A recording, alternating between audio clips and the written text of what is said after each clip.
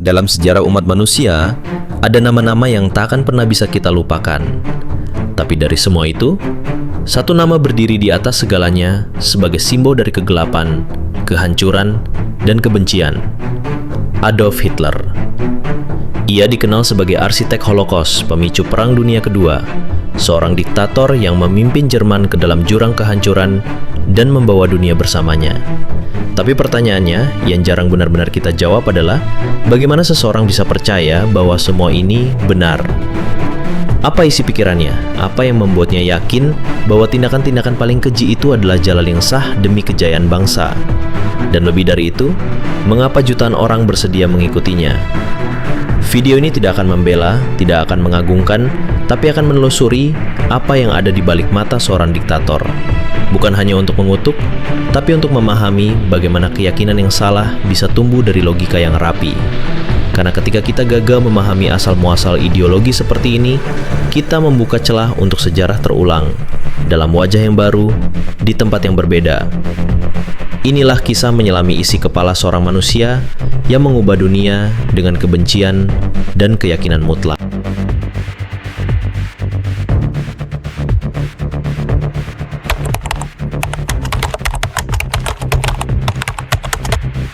Setiap manusia lahir sebagai kertas kosong, tapi sejarah mencatat. Bahkan pemimpin paling kejam sekalipun dulunya adalah anak kecil biasa.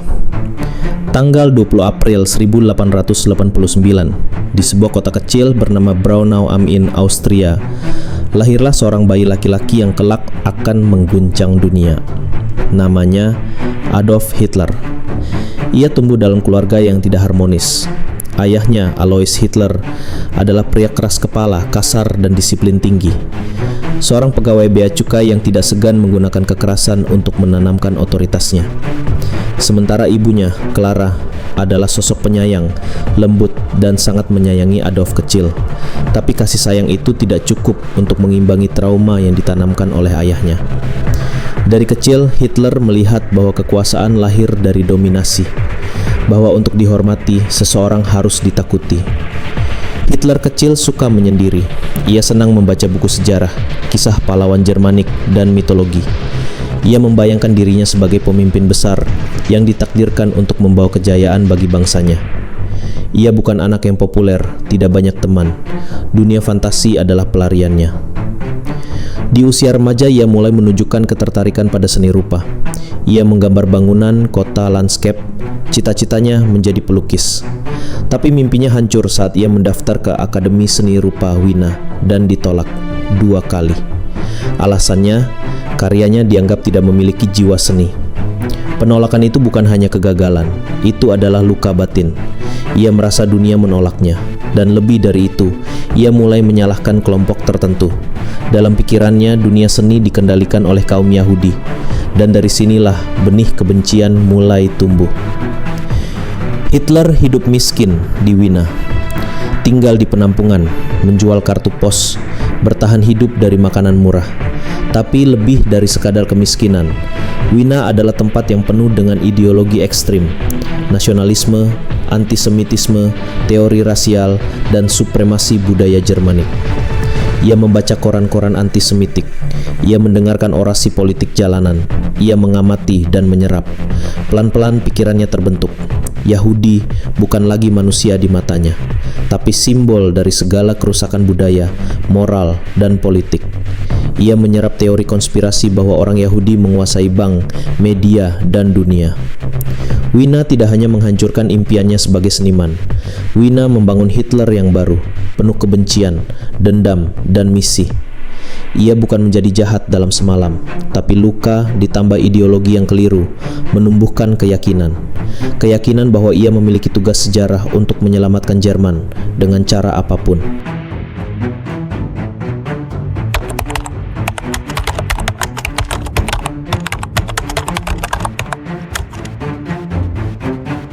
Tahun 1923, Hitler dan Partai Nazi gagal melakukan kudeta di Munich. Akibatnya, ia dijatuhi hukuman 5 tahun penjara. Tapi penjara bukanlah akhir, justru menjadi awal dari pembentukan ideologi paling berbahaya di abad ke-20. Selama 9 bulan di penjara Landsberg, Hitler mulai menulis. Bukan sekadar menulis curhat atau catatan harian, tapi menyusun sebuah manifesto yang diberi judul Mein Kampf atau Perjuanganku. Buku ini bukan buku biasa. Ia adalah cetak biru, kebencian, perang, dan rasisme sistematis. Dalam buku itu, Hitler menyusun seluruh visinya tentang dunia. Ia menulis bahwa sejarah adalah pertarungan antar ras.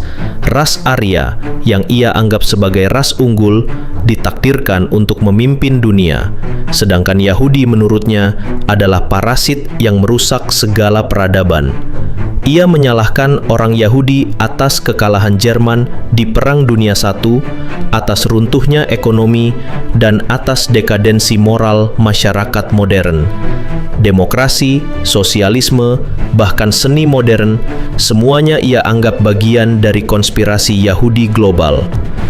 Lebih dari itu, ia mencatat secara sistematis bagaimana bangsa Jerman harus bangkit dengan menyatukan semua wilayah berbahasa Jerman, menolak perjanjian Versailles, dan menciptakan ruang hidup atau Lebensraum di timur dengan cara mengusir atau membinasakan penduduk aslinya.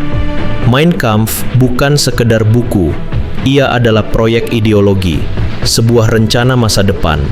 Ia menulisnya dengan kemarahan, dengan keyakinan, dan yang paling berbahaya, dengan logika yang terstruktur. Hitler percaya bahwa ia adalah utusan sejarah, bahwa ia dipilih oleh takdir untuk menyelamatkan bangsa Jerman dari kehancuran.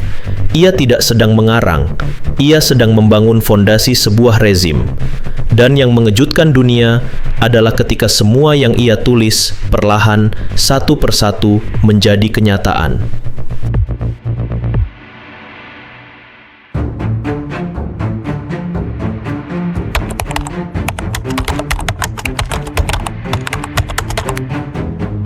Yang paling menakutkan dari Hitler bukan sekadar kebenciannya, tapi bagaimana ia membungkus kebencian itu dalam kerangka logika yang sistematis dan tampak masuk akal di mata jutaan orang.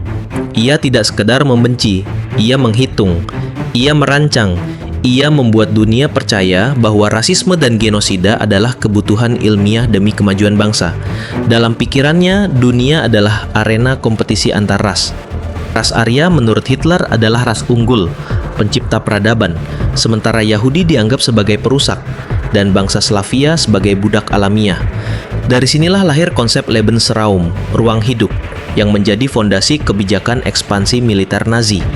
Menurut teori ini, Jerman harus menaklukkan wilayah timur, Polandia, Ukraina, Rusia, bukan hanya untuk sumber daya, tapi untuk membersihkan dan mengganti populasi yang ada dengan ras unggul. Sebuah kolonialisme modern yang dikemas dengan semangat nasionalisme. Ia memanfaatkan ilmu palsu seperti eugenika dan biologi rasial untuk memperkuat argumennya. Ia tidak berbicara dengan emosi, ia berbicara dengan grafik, data, dan terminologi ilmiah. Ia membuat genosida tampak seperti kebijakan negara yang rasional. Hitler percaya bahwa perang bukanlah tragedi, tapi seleksi alam. Ia melihat perdamaian sebagai bentuk kelemahan. Dalam pandangannya, hanya bangsa yang bersedia berperanglah yang layak bertahan, dan siapapun yang tidak cocok harus dieliminasi. Itulah yang membuatnya berbeda. Ia tidak sekedar menyebarkan kebencian, ia membingkai kebencian itu sebagai kebenaran ilmiah, sebagai kebutuhan sejarah, sebagai takdir. Logikanya gila, tapi dalam kondisi politik, ekonomi, dan sosial yang kacau, logika itu terdengar meyakinkan, dan lebih berbahaya lagi, menginspirasi.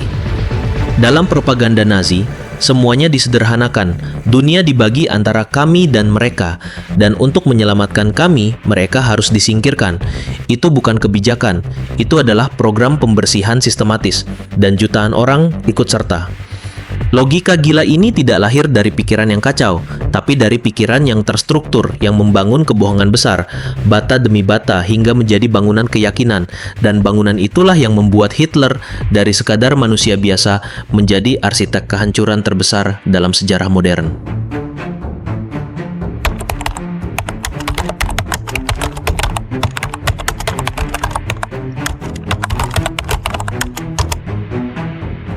Di tangan Hitler, ideologi berubah menjadi dogma. Ia tidak hanya membentuk partai tetapi menciptakan sebuah kepercayaan, sebuah keyakinan baru yang menempatkan dirinya bukan hanya sebagai pemimpin, tapi sebagai sosok mesianis. Ia membangun sebuah sistem keyakinan baru, bukan dengan kitab suci, tapi dengan simbol, upacara, dan pengulangan. Swastika menjadi salib baru, Mein Kampf menjadi Injilnya, salam Nazi menjadi ritual harian. Anak-anak sejak usia dini dimasukkan ke dalam organisasi Hitlerjugend. Mereka dilatih bukan hanya fisik tapi ideologis. Mereka diajarkan untuk mencintai Hitler lebih dari orang tua mereka, untuk percaya pada ras, pada perjuangan, dan pada keagungan pemimpin. Dalam sekolah-sekolah sejarah diubah, sains diatur, moralitas digantikan oleh loyalitas. Mereka tidak diajari untuk berpikir, tapi untuk meyakini. Ini bukan pendidikan, ini adalah pembentukan iman politik. Hari kelahiran Hitler dijadikan hari libur nasional. Konvensi-konvensi Nazi dijadikan ritual raksasa dengan koreografi yang terstruktur, pencahayaan dramatis, dan pidato yang dihafalkan seperti doa. Ia tidak ingin diikuti, ia ingin disembah. Bahkan dalam arsitektur, ia membangun monumen-monumen megah sebagai simbol keabadian. Ia merancang kota-kota yang menempatkan dirinya sebagai pusat peradaban baru. Dalam banyak hal, ini bukan lagi negara, tapi gereja ideologis. Dan seperti agama-agama lain, siapapun yang murtad dihukum. Siapapun yang bertanya dibungkam. Dalam agama Hitler, tidak ada ruang untuk keraguan. Hanya ada iman mutlak dan pengorbanan total. Itulah mengapa gerakan Nazi begitu kuat, karena mereka tidak sekedar berjuang untuk politik, tapi untuk sesuatu yang mereka yakini sebagai kebenaran absolut, sebuah kebenaran yang mereka rela mati dan membunuh demi menjaganya.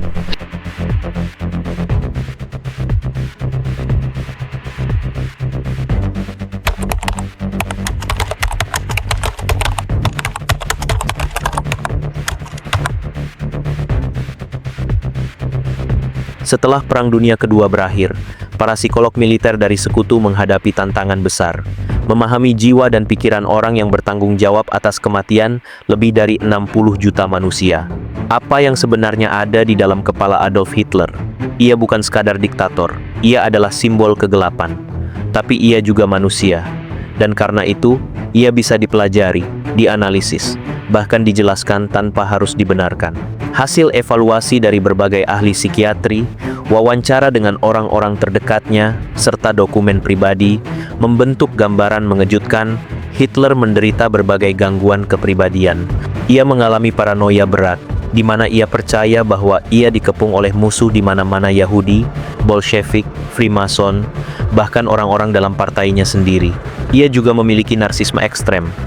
Ia melihat dirinya sebagai tokoh mesianis sang juru selamat bangsa Jerman. Dalam pikirannya, ia tidak sekadar memimpin, tapi menjalankan misi suci yang dititipkan sejarah kepadanya. Hitler juga sangat obsesif-kompulsif. Ia terobsesi dengan simbol, warna, jadwal, makanan, dan bahkan posisi tangan saat memberi salam Nazi. Segala sesuatu harus teratur sesuai pikirannya. Sekali melenceng, ia bisa meledak. Yang paling menonjol adalah ketidakmampuannya berempati. Ia tidak melihat manusia sebagai individu, tapi sebagai kategori, ras unggul dan ras musuh, teman dan pengkhianat. Nilainya ditentukan bukan dari moral, tapi dari kegunaan. Namun, yang paling mengejutkan para ahli adalah kesimpulan mereka. Hitler bukan orang gila. Ia sadar, ia tahu apa yang ia lakukan, dan ia percaya bahwa itu semua benar. Ini yang membedakannya dari sekadar psikopat. Ia bukan pembunuh berantai yang beraksi dalam gelap dan sendiri. Ia membangun sistem. Ia menginspirasi jutaan orang. Ia menciptakan mesin pembunuhan paling efisien dalam sejarah dan menjalankannya dengan keyakinan religius. Yang mengerikan adalah jutaan orang mengikutinya bukan karena takut, tapi karena percaya.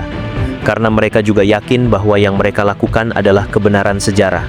Dan inilah pelajaran terbesar, bahwa kekejaman terbesar dalam sejarah bisa dilakukan oleh orang yang merasa dirinya sedang menyelamatkan dunia.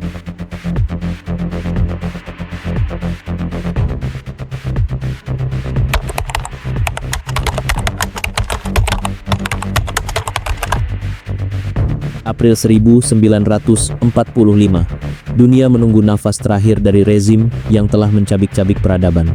Di sebuah bunker bawah tanah di Berlin, Adolf Hitler, sang diktator, sang pemimpi kebesaran, sang arsitek kehancuran, menulis pesan terakhirnya. Bukan untuk meminta maaf, tapi untuk tetap menyalahkan Yahudi dan dunia. Bahkan di ambang kematian, ia masih percaya pada keyakinannya. Ia lalu menembak dirinya sendiri. Eva Braun, istrinya, selama beberapa jam, ikut bunuh diri. Mayat mereka dibakar, sesuai permintaannya, agar tidak dijadikan simbol kekalahan. Tapi yang terbakar hanya tubuhnya, pikirannya tetap hidup. Karena setelah perang usai, yang tersisa bukan hanya puing-puing kota tapi ideologi. Mein Kampf tidak menghilang. Ia disalin, disebar, dan diinterpretasikan ulang oleh kelompok ekstremis, generasi demi generasi. Gerakan neo-Nazi, supremasi kulit putih, teori konspirasi antisemit modern, semuanya masih membawa jejak dari logika gila yang dulu membakar dunia. Internet, alih-alih menjadi tempat edukasi, malah jadi ladang subur untuk menyebarkan kembali benih kebencian. Dan inilah kenyataan yang harus kita hadapi, bahwa pikiran bisa jauh lebih berbahaya dari senjata. Dan ideologi yang dibangun dengan keyakinan fanatik bisa hidup lebih lama dari penciptanya. Hitler memang mati, tapi warisan pikirannya, jika tak kita lawan dengan pendidikan dan kesadaran, akan terus mencari bentuk baru. Dan ketika masyarakat mulai lelah berpikir kritis, ketika krisis ekonomi dan identitas muncul, sejarah bisa membuka pintunya kembali. Kita tidak bisa membunuh masa lalu, tapi kita bisa belajar darinya sebelum ia kembali menghantui masa depan. Adolf Hitler tidak lahir sebagai monster. Ia lahir seperti kita semua. Tapi hidup, luka, ideologi membentuknya menjadi salah satu tokoh tergelap dalam sejarah manusia. Yang mengerikan adalah, ia bukan satu-satunya. Karena di balik setiap krisis, selalu ada peluang bagi sosok seperti dia untuk muncul kembali. Bukan dengan kumis sikat gigi atau swastika di lengan, tapi dengan wajah baru, slogan baru, dan janji-janji lama yang terdengar segar di telinga yang lelah. Inilah mengapa kita tidak boleh lupa. Karena sejarah bukan sekadar catatan masa lalu. Ia adalah peringatan. Ia adalah cermin. Dan tugas kita hari ini bukan hanya untuk mengutuk apa yang terjadi, tapi untuk memahami mengapa itu bisa terjadi. Karena hanya dengan memahami, kita bisa mencegah. Jika ada satu hal yang bisa kita pelajari dari pikiran Hitler, itu adalah betapa bahayanya sebuah keyakinan ketika ia kehilangan kemanusiaan. Like dan share video ini jika kamu percaya bahwa sejarah harus dibuka, dipahami, dan dibicarakan. Subscribe untuk terus menjelajahi sisi tergelap dari masa lalu, karena hanya dengan cahaya pengetahuan, kita bisa menghadapi bayangan masa depan.